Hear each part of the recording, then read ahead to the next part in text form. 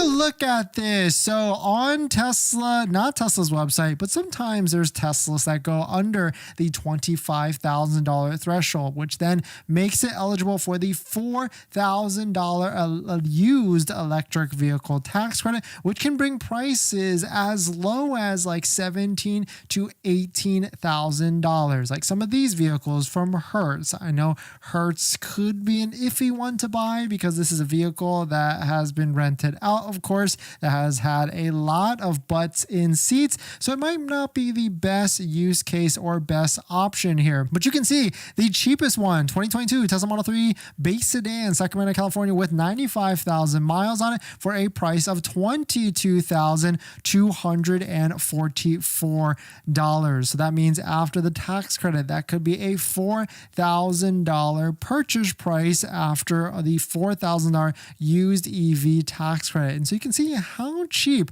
or how inexpensive some of these can be. I mean, certified pre-owned. I imagine this is Hertz's pre-owned, certified, or whatever it is. It's still interesting here to see. And maybe you can get an extended warranty from Tesla to try and cover some of the things, but most likely not. But leave it up to Inside EVs. They actually posted an article. So you want to buy one of Hertz's cheap Tesla, but should you? And because we don't know what the conditions of these Hertz Teslas could be, right? But we do know this. Hertz did dump a ton of inventory onto the auction sites. And so a lot of dealerships out there, a lot of used car lots have that same inventory for sale. So shout out to Kevin Williams of Inside EVs. He tracked some of them down to check it out to see for himself. Is it worth it to try and buy one of these used older Model 3s? And so really the question is A, you got to figure out where this vehicle was driven about, wherever it was registered potentially, and of course also the condition of it as well. And so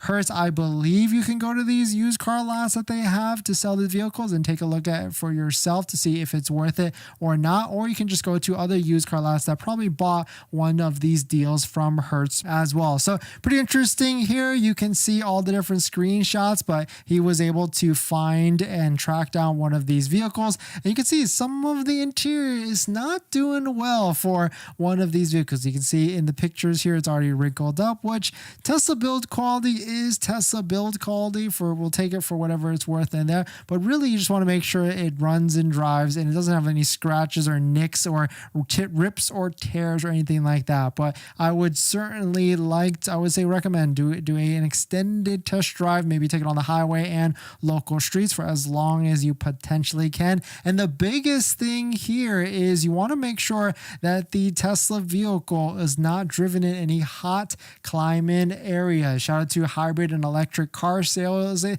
used EV dealer that specializes in hybrid and electric vehicles, car sales in the Tennessee area. Shout out to Chip Jeppy, the CEO and owner. We talked to him to talk about where does he try and source his electric vehicles to try and resell. And he says, stay away from buying electric vehicles, buying Tesla vehicles from the hot states. So California, depending on some areas, Arizona, you want to stay from those places because the battery will not be the best. That's what his recommendation is. And so I kind of believe that as well. And I asked him, what about cold areas? What about like places up north? He said those are completely fine in terms of degradation. You want to stay away from the hot areas for that. But really cool to see. I mean, really at the end of the day, you're going to find a mixed bag of used Teslas. I can tell you from the Teslas that I've rented personally from Hertz, it has certainly been, some of them were pretty much beat to crap. Some of them were okay. I mean, maybe like a 1-year-old Tesla Model Y was okay, and the Model 3 that I rented